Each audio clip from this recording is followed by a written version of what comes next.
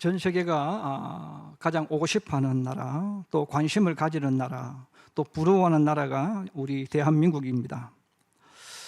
보면 볼수록 대한민국이라는 나라가 참 매력적으로 발전하고 또 변화되고 있습니다. 자, 그런데 이 정부와 또 신문 방송에서 숨기고 있는 것, 전해주지 않는 슬픈 사실도 있습니다. 그것은 대한민국에서 일어나고 있는 이 자살률 그리고 숫자입니다. 여러분, 자살은 스스로 자신의 인생을 파괴시키는 극단적인 행동 아니겠습니까? 자기만 파괴시키는 게 아니죠. 가족을 파괴시키고 주변 사람들의 삶을, 인생에 굉장히 많은 영향을 주는, 파괴시키는 도구입니다. 그럼에도 불구하고 자살하는 사람들이 끊어지지 않고 있습니다. 1997년 그 IMF가 오기 전 우리나라의 그 자살 숫자가 한 8,600여 명이 되었다고 합니다. 그러다가 2010년에는 15,500여 명까지 올라갑니다. 거의 2배가 늘어난 거죠. 그러다가 줄어들다가 최근에 다시 증가를 해서 15,566명이 자살을 했다고 합니다. 그러므로 매년 이렇게 2010년부터 2018년까지 이렇게 평균을 내보면 거의 한 38명이 매일매일 자살하는 거예요. 매일매일 사람들이 자살을 하는데, 문제는 이 자살하는 그 연령층입니다. 이 자살하는 연령층의 44.6%가 20대입니다. 결국은 가장 꿈을 꾸고 내일을 향하여 도전하고 달려가야 할 20대가 44.6%, 거의 절반 정도가 이 젊은이들이 자살을 한다는 거죠. 이런 꿈을 꾸고 또 이 나라의 앞으로 기둥이 되어져야 될 이 젊은이들이 이렇게 자살한다는 것은 너무나 슬픈 일이죠. 너무나 큰 충격이고 아픔이고 고통을 주는 겁니다. 이런 왜 청년들이 자신을 파괴시키는 행동을 하겠습니까? 대부분은 이야기할 때에 외부적인 환경을 이야기합니다. 직장 때문에, 또 가정 환경 때문에, 많은 환경적인 요소를 이야기합니다. 물론 환경적인 요소가 굉장히 중요한 역할을 하겠죠. 그런데 우리가 성경을 보면 자신의 인생을 파괴시키는, 꼭 자살만이 아니라 스스로 꿈도 포기하고 인생도 포기하는, 이런 젊은이들, 이런 사람들이 자꾸 많아져 가고 있는데, 이것은 물론 외부적인 환경도 굉장히 중요하지만 자세히 알고 보면 바로 내 안에 그 문제가 일어난다는 거예요. 그래서 외부적인 이 환경도 너무너무 중요한 역할을 하지만, 그런데 결정적인 것은 내부적인 것, 내 안에 일어난다는 거죠. 바로 예수님께서 이 가라지 비유를 우리에게 지난주에 해주셨잖아요. 바로 우리 사람의 이 속에는 그 사람의 인생을 행복하게 만들고 복되게 만드는 하나님이 뿌리는 씨앗이 있습니다. 하나님이 뿌리는 이 씨앗이 그에게 자라서 그에게 주인공이 되어지면 그의 인생은 아름다워지는 거예요. 그러나 그 속에 가라지가 뿌려져 있다는 거예요. 이건 내가 뿌린 것도 아니죠. 내가 뿌리지 않았지만 마귀가 와서 우리가 잠든 사이, 우리가 모르는 가운데 우리 마음의 생각에 이 씨앗을 뿌린다는 거예요, 마음밭에다가. 근데 문제는 이게 점점 자라서 더 많아지고 주인공이 되어지면 그 사람의 인생 자체가 완전히 가라지로 변해버리는 거예요. 그래서 이 가라지, 우리 인생을 파괴시키는, 한 사람의 인생을 파괴시키는 이 가라지가 바로 우리가 가지고 있는, 우리 인생을 파괴시키는 무기입니다. 그래서 우리가 이 무기를 우리가 안다면 이 가라지가 내게 생길 때마다 빨리 뽑아내야 돼요. 그걸 제거시켜야 되는 거예요. 이게 내게 많이 자라게 만들고 내 속에 주인공이 되게 만들면 안 된다는 것입니다. 오늘 하나님은 이스라엘 민족을 예를 들어서 오늘을 살아가는 우리들에게 바로 너의 인생을 파괴시키는 무기가 무엇인가, 이것을 알려주고, 이스라엘 백성이 왜 광야에서 비극적으로 인생을 망치게 되는 이유도 이야기합니다. 사실 그렇습니다. 지금도 교회를 다녔지만, 예수를 믿었지만, 여러분 자살하는 사람들이 많이 일어나잖아요. 예수를 믿지만 인격이 파괴되고 신앙이 파괴되어지고 삶을 포기하고 노숙자가 되어진 사람이 많이 생기고 있는 거예요. 이렇게 되어지는 그 중요한 이유는 바로 내 속에 이 위험한 무기가 자라고 있는데, 가라지가 자라고 있는데, 이게 무언가를 모른다는 거예요. 이걸 뽑아내야 되는데, 제거시켜야 되는데 제거시키지 못하는 거죠. 그래서 오늘 성경이 우리들에게 이 파괴적인 무기를 이야기해 주면서, 또한 성경은 더불어서 우리를 아름답게 만들어주는 무기도 같이 하나님께서 공급해 주시는 겁니다. 그러면 우리를 파괴시키는 무기에 대해서 두 가지 오늘 이야기합니다. 이건 버려야 할 것이죠. 사용해서는 안 되는 것입니다. 내 속에, 내 마음 속에, 내 생각 속에 끊임없이 이 무기들이 자꾸 자기가 일어서려고 나타나는 거예요. 그걸 자꾸 뽑아내야 되는 거예요. 없애야 되는 거예요. 그 첫째가 바로, 한번 따라해 주세요. 주님을 시험하지 말자.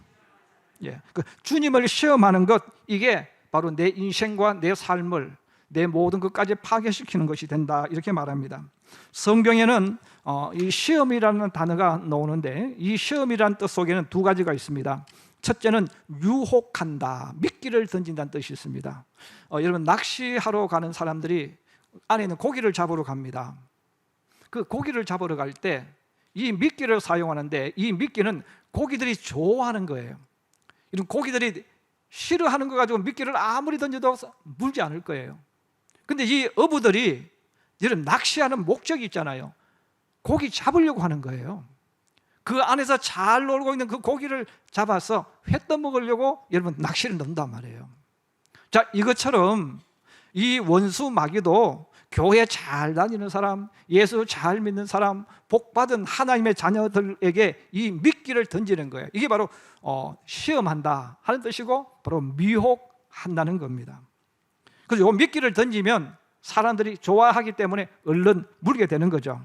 예수님께서 40일 금식을 마치신 이후에 마귀가 찾아와서 세 가지 시험을 합니다. 그 세 가지 시험을 할 때 여러분, 두 번째 시험을 이야기해요.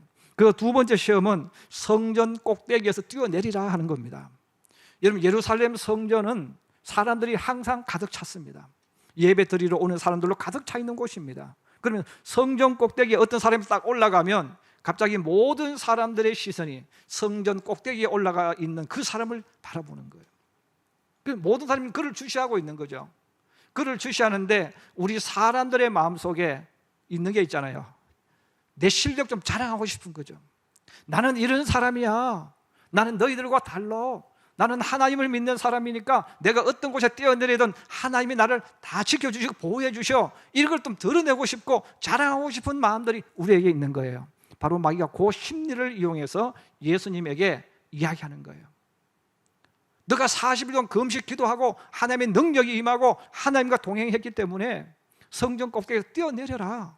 뛰어내리면 너는 그렇게 믿음 좋고 기도 많이 했고 금식까지 했으니 하나님께서 사자를 보내서 너를 안전하게 만들어 주실 거야. 요걸 한번 해보라는 거죠. 여러분, 그때 우리 예수님께서 꾸지람 하시는 것이 뭡니까? 주 너의 하나님을 시험하지 말라 그랬어요. 주 너의 하나님을 시험하지 말라는 거죠. 하나님이 너를 받아주시든 안 받아주시든 이걸 테스트하지 말라는 거예요. 근데 마귀는 계속해서 우리 삶 속에 찾아와서 자꾸만 하나님을 테스트하도록 만드는, 하나님께서 내게 어떤 것을 하도록 그렇게 만든다는 거죠. 두 번째는 테스트한다는 겁니다. 이 테스트는 너의 실력이 어느 정도인지, 말씀이 맞는지 안 맞는지 한번 점검하는 거죠. 마가복음 16장 18절에 예수님께서 부활하신 이후 11제자가 음식을 먹을 때 나타나셔서 말씀을 합니다. 만민에게 복음을 전하라, 이렇게 말씀하신 이후에 제자들에게 이 말씀을 하는 거예요. 이제 앞으로 너희가 만민에게 복음을 전해야 되는데, 전하게 되어지면 그때 너희가 뱀을 집어 올리며 무슨 독을 마실지라도 해를 받지 아니하며 병든 사람에게 손을 얹은 적 나으리라. 너희가 독을 마셔도 무슨 독을 마셔도 너희가 이제 괜찮아질 거야. 자, 이런 말씀을 해 주셨어요. 제가 여러분들에게 질문을 하나 하고 싶어요. 자, 예수님께서 무슨 독을 마실지라도 해를 받지 아니한다고 말씀하셨으므로 진짜 이 말씀대로 독을 마실지라도 죽는지 안 죽는지 실험해 봐야 되겠다고, 진짜 독을 마시면 어떻게 될까요? 그럼 진짜 독을 마시면 어떻게 됩니까? 그렇게 하면 안 되죠. 왜? 이건 주님을 시험하는 거야. 여러분, 이 독을 마신다는 말은 주님을 시험하라는 말이 아니에요. 너희가 하나님 복음을 전할 때에 혹시나 너도 모르게 어떤 사람이 독을 쓸 수 있다는 거죠. 너 모르는 가운데서 그럴지라도 내가 보호해 줄게 하는 그런 의미예요. 실제로 대구에 있는 저희 선배되는 목사님인데 잠깐 세미나하면서 만난 적이 있는데 그 교회에 문제가 좀 발생했대요. 문제가 발생해서 교회가 이제 목사님 편하고 또 반대편하고 나뉘어서 이렇게 이제 큰 문제가 일어났는데, 그때 이제 반대편에는 집사님 한 분이 이제 이렇게 서로 이야기하다가 음료수를 하나 가져와서 목사님께 마시라고 했다는 거죠. 그래서 목사님은 아무 생각 없이 그 음료수를 마시는데, 음료수를 준 그 집사가 눈빛이 조금 이상하면서 조금 이상하게 웃더라는 거예요. 그래서 목사님은 그냥 마셨죠. 근데 마시고 나서 그분이 그러더래요. 목사님, 그거 독 탔어요. 목사님과 제가 독을 타서 드렸다고 이야기하는 거예요. 근데 여러분, 그 목사님 돌아가셨을까요? 살았을까요?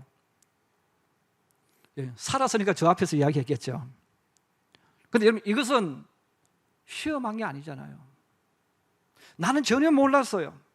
전혀 몰랐는데 그분이 독을 타서 준 거죠.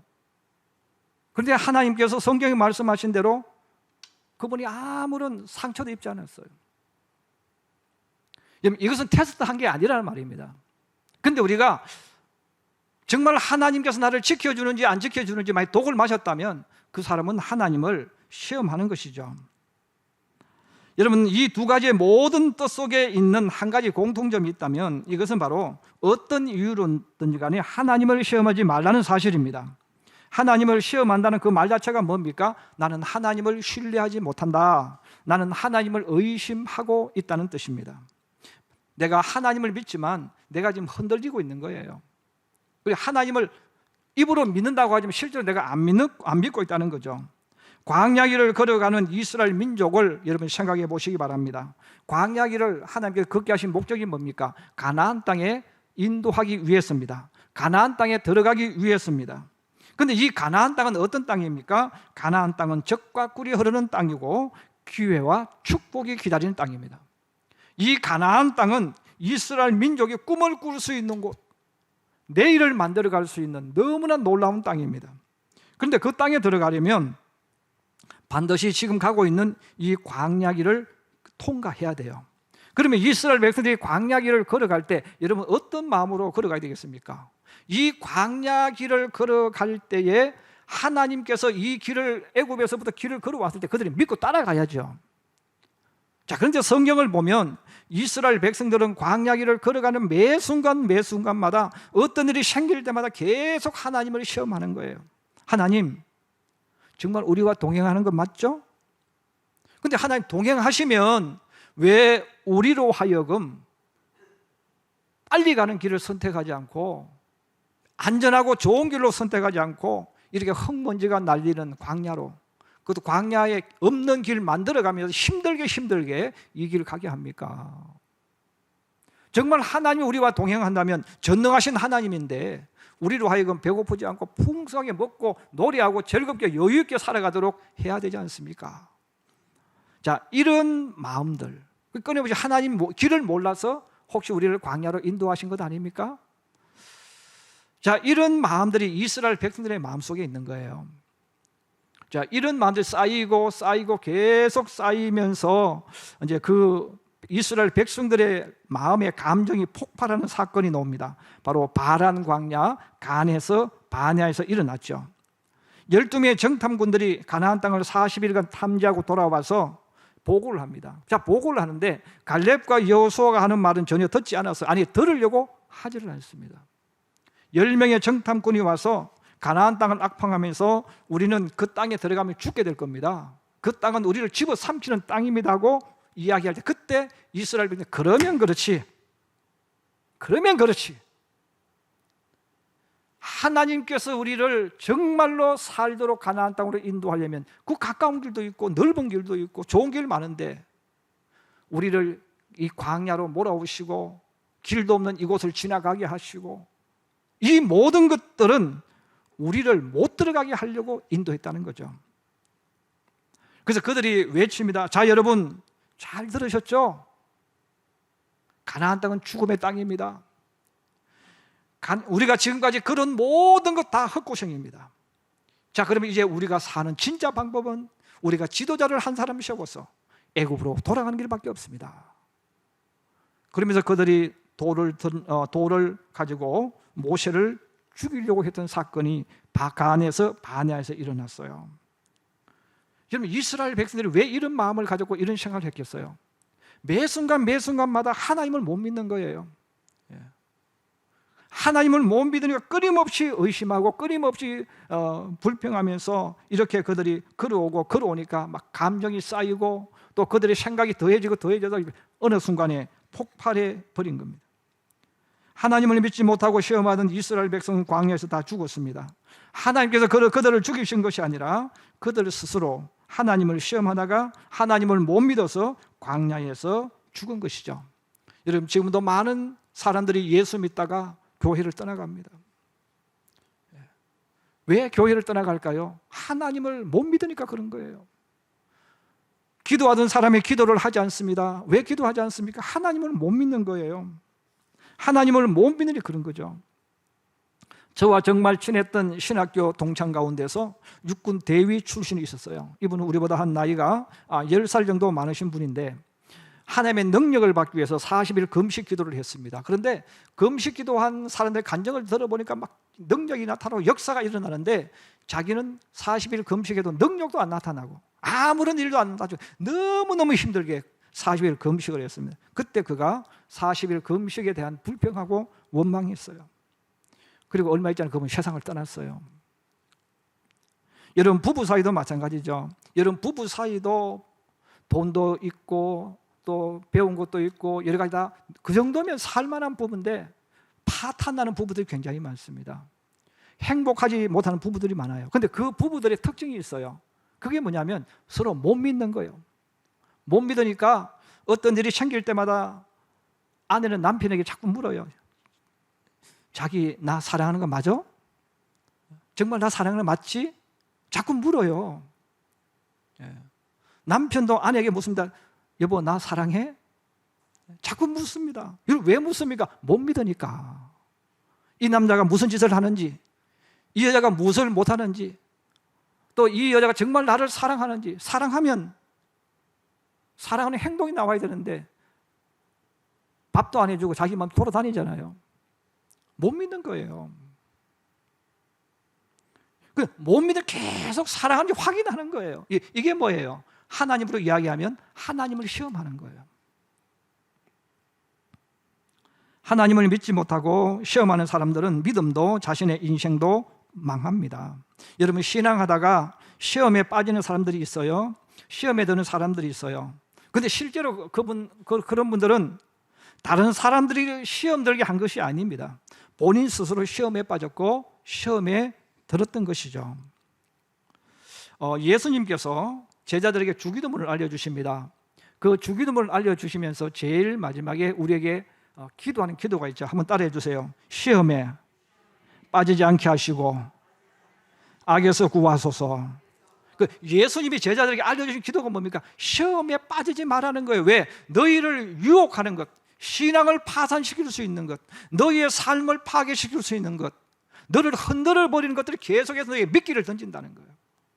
그래서 예수님이 하나님께 기도할 때 하나님 시험에 빠지지 않게 하여 주시옵소서, 이 기도를 하라고 하신 거죠. 그리고 겟세마네 동산에서 주님 기도하시면서 잠자고 있는 그 베드로에게 또 하신 말씀이 있죠. 마태복음 26장 41절에 말씀합니다. 시험에 들지 않게 깨어 기도하라 그랬어요. 결국은 우리가 이 땅에 살아갈 때 너무나 많은 신앙인들이 시험에 들었다는 거죠. 결국 시험에 들었다는 말은 하나님을 시험하는 거예요. 하나님을 못 믿는 거죠. 사랑하는 우리 성도 여러분, 살아계신 하나님을 100% 신뢰하는 하나님의 사람들이 되기를 주님의 이름으로 축복합니다. 하나님의 말씀을 100% 절대적으로 신뢰할 수 있기를 주의 이름으로 축복합니다. 여러분, 학교에서 교수들이 또한 인간적인 이론을 가진 사람들이 하나님이 있는지 없는지 수많은 말을 해도 하나님은 살아계신 하나님, 하나님 말씀은 100% 정확한 말씀, 언약을 이루시는 말씀, 여기 확신해야 된단 말이에요. 확고한 마음을 가지고 있는 사람은 누가 어떤 말을 해도 흔들리지 않아요. 그런데 확고하지 못하니까 누가 한마디 하면 갈대가 흔들려서 제자리 못 찾는 것처럼 막 흔들려요. 정말 하나님 계실까? 하나님 안 계실까? 수십 년 예수 믿고도 또 그 이야기 또 합니다. 하나님 내 기도 응답해 주실까? 안 해 주실까? 이거 그 자체가 하나님이 시험하는 거잖아요. 여러분, 하나님께서 약속하셨잖아요. 너희가 기도하면 내가 반드시 응답하리라. 그럼 믿고 하는 거예요. 근데 이 마귀가 우리 마음속 계속해서 이 의심, 주님을 시험하는, 주님을 믿지 못한 씨앗을 계속 던지는 거예요. 그래서 우리도 모르게 그게 자꾸 그런 생각이 들면서 나도 모르게 가라지가 자꾸 내 속에 많아지는 거예요. 그 많아지면 그것 때문에 믿음이 파산되고, 기도하던 사람은 기도 멈추게 되어지고, 성경 읽어도 어느 교수가 또 어느 과학자가 하나님 없다고 하더라. 그 말 듣고 하나님 없는 것처럼 또 휩쓸려 걸어가게 되어진다는 거예요. 여러분, 어떤 상황 속에서도 어떤 경우에도 100% 하나님을 신뢰할 수 있기를 주의 이름으로 축복합니다. 그래서 우리가 이 땅에 살아갈 때 신앙인 가운데에서도 하나님 말씀에 대해서 100% 확신하는 사람, 하나님 살아계심을 100% 확신하는 사람과 확신이 없는 사람, 정말 하나님 계실까? 정말 기도하면 응답될까? 정말 내가 이렇게 되어졌는데 하나님이 있다면 왜 내가 이렇게 어려워졌을까? 이런 마음을 가지고 있고 그런 생각에 계속 끌려가는 사람은 믿음이 파산합니다. 그리고 자신도 모르게 자신의 인생이 점점 불행의 늪으로, 절망의 늪으로 빠져가는 거예요. 여러분 마음속에 자꾸 주님을 시험하고 마귀가 던지는 이 악한 것들이 일어날 때마다 여러분 예수 그리스도 이름으로 그 가라지를 뽑아버릴 수 있기를 주의 이름으로 축복합니다. 자꾸 뽑아내야 돼요. 자꾸 뽑아내고 버려야 됩니다. 두 번째로 자신을 파괴시키는 두 번째 무기는 원망하는 것입니다. 이 원망이란 단어는 어떤 일이 발생하여 잘못되어졌을 때에 다른 사람에게 모든 불평과 원인을 뒤집어 씌우는 행동을 우리 원망한다라고 표현을 합니다. 광야길을 걸어가는 이스라엘 백성들이 바로 불행한 종말을 맞이한 가장 중요한 원인 중에 하나가 이 원망하는 사람들이었기 때문입니다. 노예 생활하는 그들을 구원해 주신 분이 누굽니까? 하나님이죠. 애굽에서 나올 때 부자 되어 나오도록 축복해 주신 분이 누굽니까? 하나님입니다. 광야길을 걸어갈 때 길을 잃지 않도록 구름기둥과 불기둥으로 인도해 주신 분이 누굽니까? 하나님이에요. 자, 이렇게 하나님 계속해서 인도해 주셨는데도 불구하고 그들은 어떤 일이 생길 때마다 홍해를 만날 때, 또 썸물을 만날 때, 또 가는 길이 꾸불꾸불하고 끊임없이 하나님 앞에 원망해요.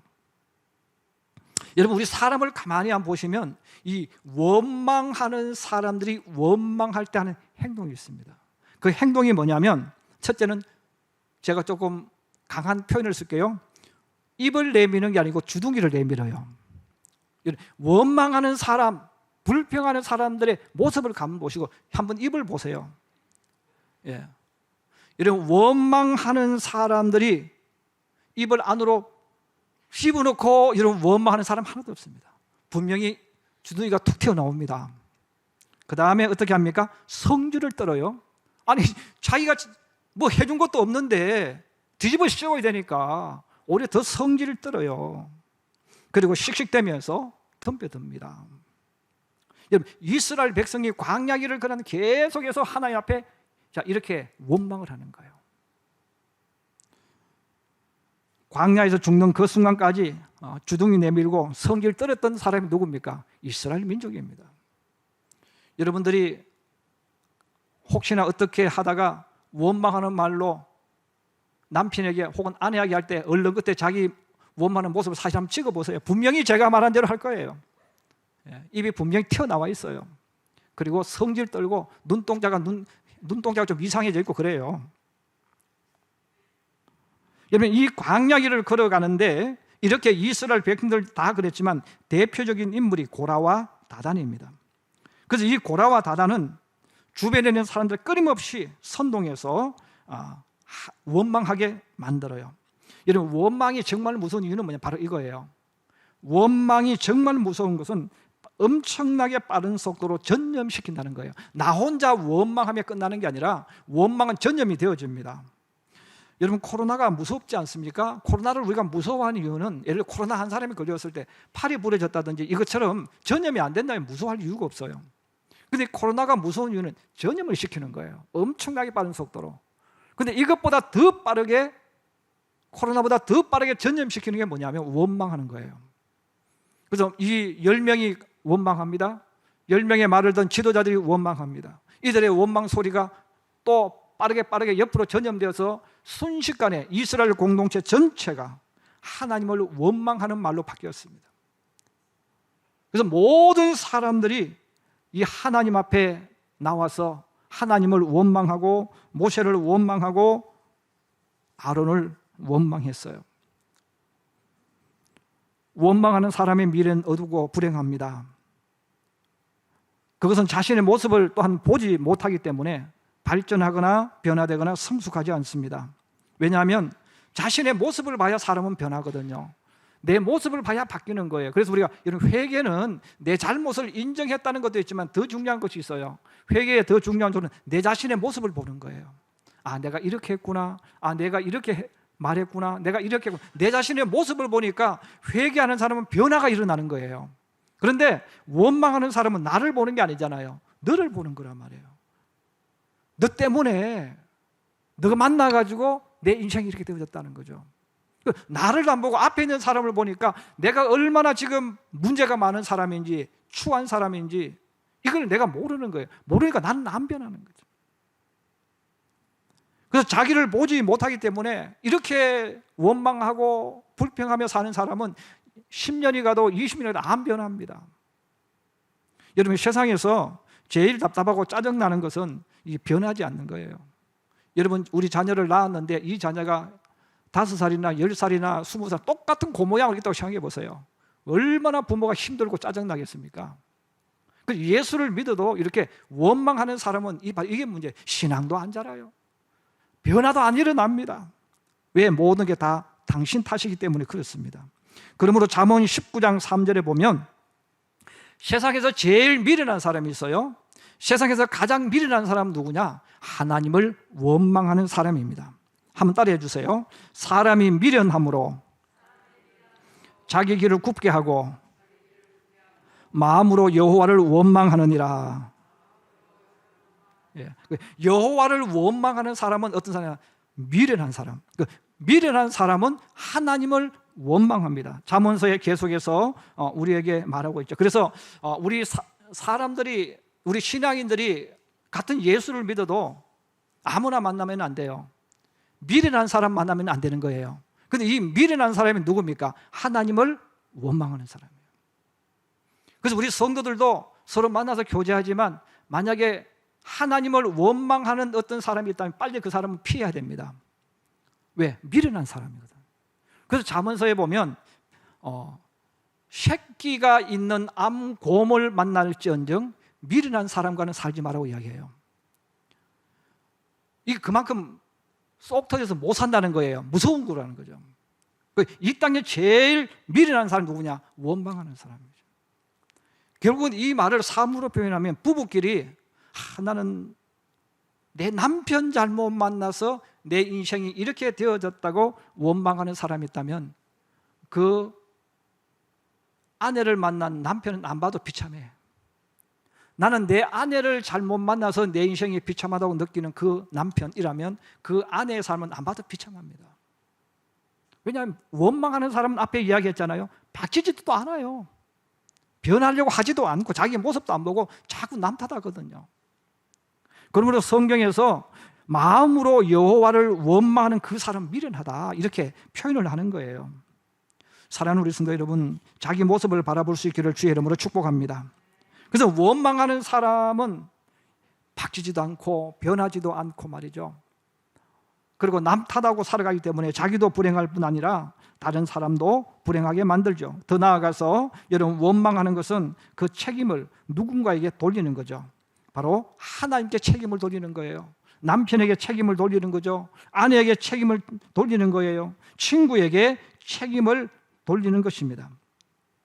세상을 살다 보면 내 뜻대로 내 생각대로 이루어지지 않고 또 열심히 노력하고 땀을 흘리며 살았음에도 불구하고 더 어려울 때가 있습니다. 더 힘들어질 때 있습니다. 여러분, 그럴지라도 절대로 하나님을 원망하지 말기를 주의 이름으로 부탁합니다. 진정으로 하나님을 믿는 사람이면 하나님께 원망하는 것이 아니라 오히려 하나님께 나의 믿음을 보여드리는 것입니다. 왜냐하면 주님께서 나에게 원하시는 것은 믿음이기 때문입니다. 그러므로 하나님 앞에 복을 받지 못하는 사람들을 우리가 알 수 있는 방법이 있죠. 바로 어려움을 당하면 그 사람이 믿음 없음을 하나님께 보여주는 거예요. 자신이 보여주는 거예요. 그 믿음 없이 뭡니까? 하나님께 원망하는 거예요. 그래 복을 못 받는 거죠. 그래서 우리 청년들이 배우자를 선택할 때 만나면서 이 사람이 원망하는 사람인가 아닌가를 잘 봐야 돼요. 그래서 원망한다 그러면 빨리 끝내는 게 좋아요. 우리 사람 관계 똑같아요. 사람 관계도 입에서 늘 불평하고 원망하는 사람이 있다면 그 사람과는 가까이 하지 않는 게 자기도 사는 겁니다. 여러분, 내 자신의 모습을 보시기 바랍니다. 내가 자꾸 원망하고 있다면 여러분 빨리 내 자신이 그 원망을 던져버려야 됩니다. 왜냐하면 내 자신을 파괴시키기 때문에. 내 자신을 파괴시키는 만큼 여러분 어리석은 사람이 어디 있겠습니까? 말씀의 결론을 내리려고 합니다. 오늘 성경은 우리들에게 우리 그리스도인이 자기를 파괴시키는 무기를 이야기합니다. 이 무기를 우리가 가지고 있고 이 무기를 사용하면 내 인생이 파탄나고 나와 같이 인생을 걸어가는 사람도 파탄나게 만드는, 그리고 공동체를 파탄시키는 거죠. 이것은 바로 주님을 시험하는 것, 주님을 못 믿는 겁니다. 그 두 번째는 바로 원망하는 것입니다. 여러분, 이것을 던져버리고 나를 살게 만드는 하나님이 주신 것 있지 않습니까? 바로 감사입니다. 여러분, 때로는 힘들 때도 있고 때로는 어려울 때도 있고 때로는 하나님이 행하시는 것 이해가 안 될 때가 있어요. 여러분, 그래도 감사로 받으시고 감사로 고백하고 감사하며 나아가는 우리 성도들 되기를 주의 이름으로 축복합니다. 감사하는 사람은 살지만 주님을 시험하고 원망하는 사람은 믿음 가지고 살지만 믿음 파탄당하고 자기 인생도 불행하게 되어진다는 것을 기억하면서 나를 파괴시키는 이 무기를 빨리 버리고 또 내 속에서 끊임없이 자랄지라도 또 뽑아내고 또 뽑아내면서 자기를 옥토로 만들어갈 뿐 아니라 하나님의 말씀이 내게 역사하도록 만들어가는 하나님의 사람, 예수의 사람들이 되기를 주의 이름으로 축복합니다.